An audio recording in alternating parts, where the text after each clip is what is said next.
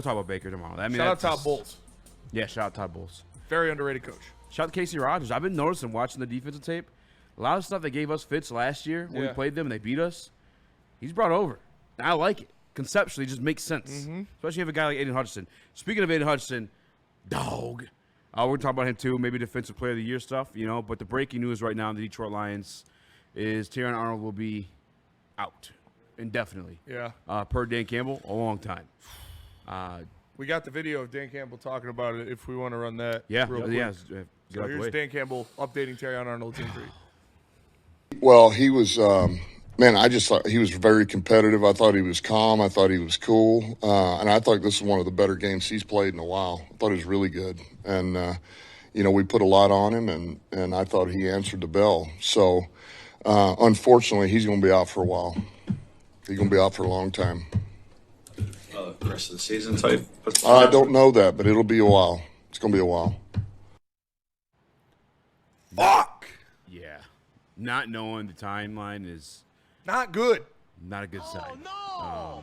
We suck again! And it does suck because one of the things with Terrion Arnold, I came on the show, or the way I planned to do today was to defend Terrion Arnold because there's a lot of people out there talking shit, a lot of people out there hating after what Dan Campbell just reiterated was one of his best games in a long time. Yes. That was his best game this season by far. By far. In my opinion. And obviously, it's against Jake Browning, but that's okay. Sometimes you need some of those games to get back on the horse to get your confidence up. And I feel like momentum could have swung that way, but obviously the other way with this injury. And it's not, it wasn't against, I'm sick of people saying that. It wasn't against Jake Browning. Terrion Arnold was playing against Jamar Chase, and he was locking him down.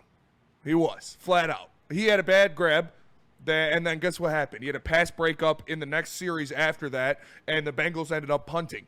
Aiden Hutchinson didn't get the sack, didn't get the safety. Yeah, that kind of sucks. But it's not like that came back to bite us in the ass and they went and scored a touchdown. Yeah, you can't complain about one rep in a game full of good reps. Yeah. And especially one that you won.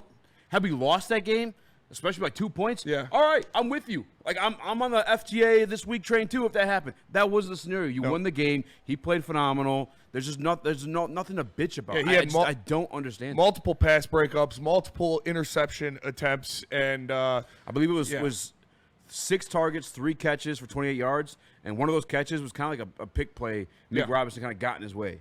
It was a good game. It was his best game this season by far. I was ready to defend Terrion Arnold tooth and nail, but unfortunately we have to shift our focus because now we're probably going to have to replace him for a big chunk of the season.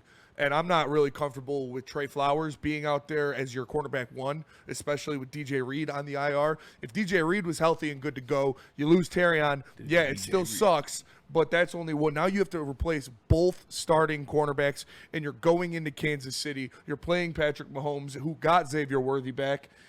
You're going to have to do something, and the first thing I think of is Tyreek Woolen.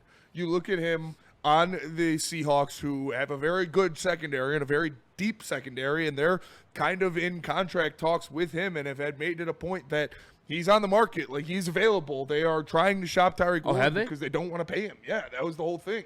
Okay, I was wondering why everyone keeps bringing him up when they're winning games. I just didn't see any reports. No, that was the whole report was that they're not looking, they don't want to pay him. So they want to get what they can from him, and if the Detroit Lions can throw, I would go as high as a 4th-round pick, probably, maybe even higher than that, for Tyreek Woolen to bring him in here and be a guy that can help your secondary stay alive until DJ Reed and then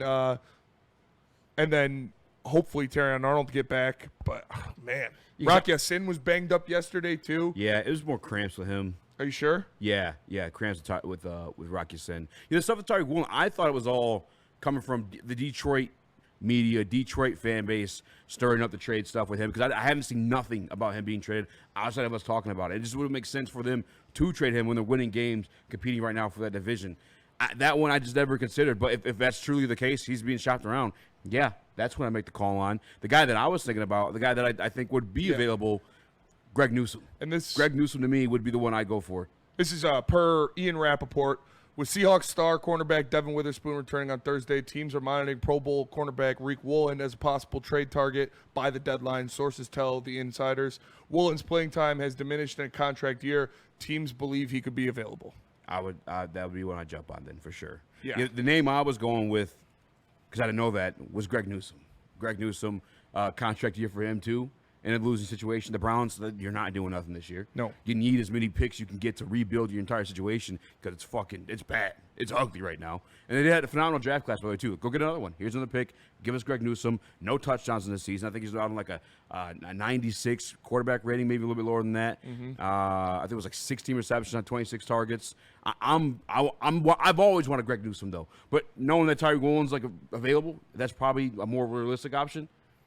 I think they're both pretty realistic, honestly, and I would be very happy with either of those if they were to happen. And I do think you got to do something here. I think this is like, yeah, I'd like Rock Ya-Sin and Avonte Maddox as depth pieces if they have to fill in mid-game, or one of them has to be a piece as depth. I don't like starting both Avonte Maddox and Rock Ya-Sin over a prolonged stretch of football. And no disrespect to them, but I just think you need more bodies. Because you got Khalil Dorsey, you have Trey Flowers, who you brought in, who I'm not very confident in. He played 9 snaps yesterday.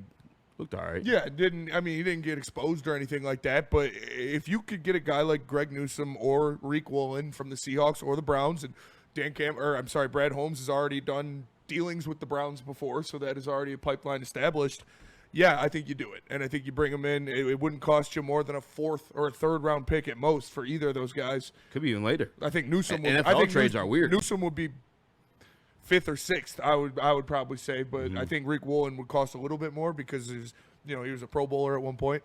But I would do either of those to get a guy in here that could, especially when you look at this stretch of games after the bye week that you've got coming up with the Philadelphia Eagles, with the Washington Commanders. You got Green Bay coming back for Thanksgiving. Doesn't sound like TA is going to be back for that. Maybe you have DJ Reed back, but DJ Reed. Yeah, it's a weird situation. And like I said, it was only 9 snaps. I did watch them. It was all 4th quarter in which the Bengals are passing in every situation. I'm not going to lie. Like, Trey Flowers actually looked pretty good. Yeah. Just from the film aspect. But again, only 9 snaps. And obviously their offensive line sucks, and it's Jake Browning too, so take that with a grain of salt. There is one other name out there, Spinny. You'd have to do some shuffling around. I would have to do a public press conference. Yep. I may do it right now, or I may share it after the break. I mean, how do you want to handle this? Well, it's a controversial one out there, man. I want it. Fix some things. Do it right now. You want to do it right now? Do it right now. All right. I've actually prepared a statement for this one. Let me gather it, if you don't mind. Let me just pull it up here on my phone. This statement is from the camp of Speakeasy, and Speakeasy alone. It does not represent the Woodward Heavyweights in any facet. Listen, I'm a bigger man, physically, literally. But I'm deciding to be the bigger man in this situation specifically. In response to the recent developments regarding injuries within the Detroit Lions secondary, I hereby authorize reinstatement of Chauncey Gardner Johnson. Mr. Gardner Johnson is permitted to return to the city of Detroit. I thought it was CD Deuce. Contingent upon his active membership with the Detroit Lions. No. Hard pass. Listen, guys, I get it. He was a good player. I never sat up here and told you he was a bad player. I may have shit on him after a couple bad plays, but I never told you he was a bad player. I told you he was a bad person. All right. You bringing the ski mask back out? Listen, all things are on the table right now. Do we have one? We're in pursuit of a damn Super Bowl. I bought 2 masks this weekend, by the way, for like $169. The worst decision of my life. I don't know what I was thinking. Oh, actually a costume. What? Darth Vader.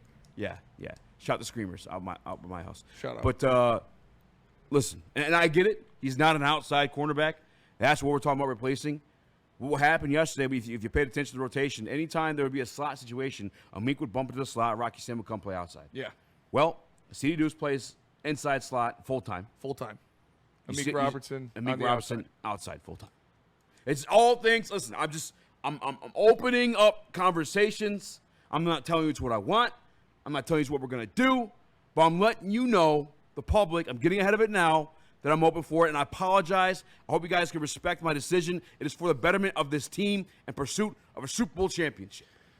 Yeah, that's going to be a no for me, dog. You make people like me so you can and point for that reason, I am out. No, I just think that That would be my last case scenario personally, because I would rather get an outside cornerback rather than shuffle other things around in the defense and move people to other positions. I am in the camp of You're not moving anyone around. Amik's playing outside regardless. You'd be bumping Amik outside because he wouldn't play any snaps inside if you get CD Deuce, because that's the only thing he could do. What's what I'm saying? He's playing outside right now. Yeah, but I'm saying now he's there full time. I'm saying you get a corner to play outside now, and then you bump Amik back inside.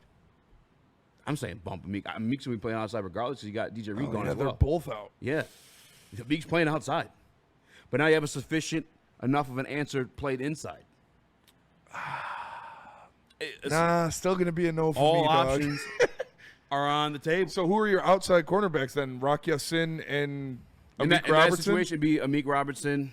And Rock Yassin. I think Trey Flowers. Or Trey Flowers. I liked what I saw. I've admitted this publicly too. Like, Richard Sherman's one of my favorite players. He is. I have an affinity for the larger cornerbacks. I always just, in Likes my him head, big. he could be an ex-camp Chancellor. You know what I'm saying? Molto likes you. You know, I always fall for it, but I don't know, man. They're definitely in a situation, especially the KC coming up. Nick, I'm a pass on CD Deuce. No.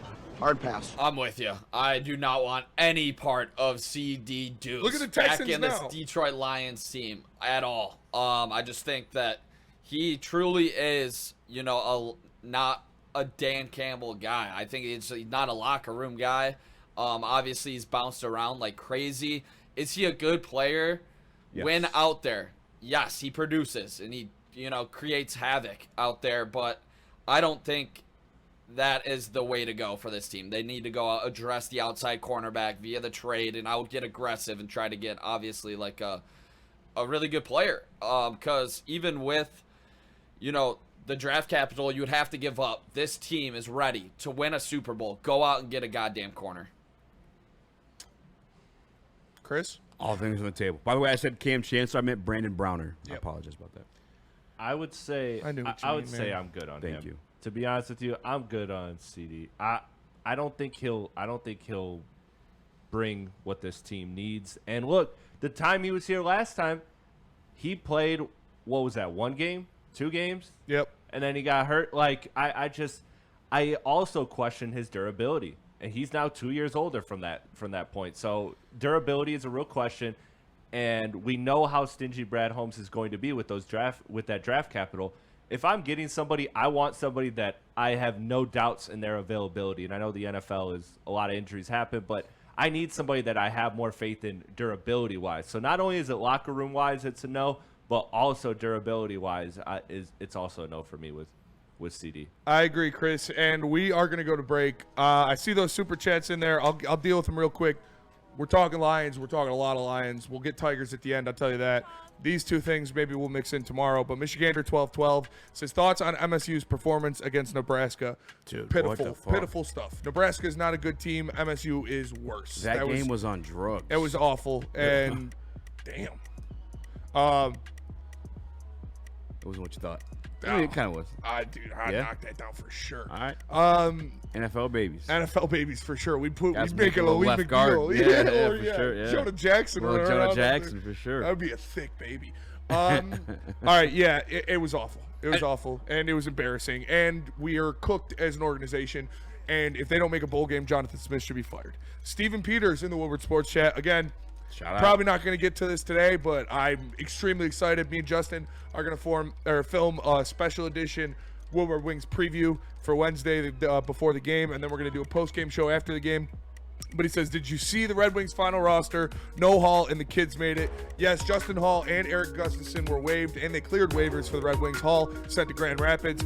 Finney, MBN, ASP, all on the roster, and there's only 23 men on it, so they're all making the team. It's fucking sweet. Listen, I know C-Deuce head case, good player. Not the guy I want, but I'm willing. I'm open to it. Shout out, Gun Guy. Take your pants off. Let's go.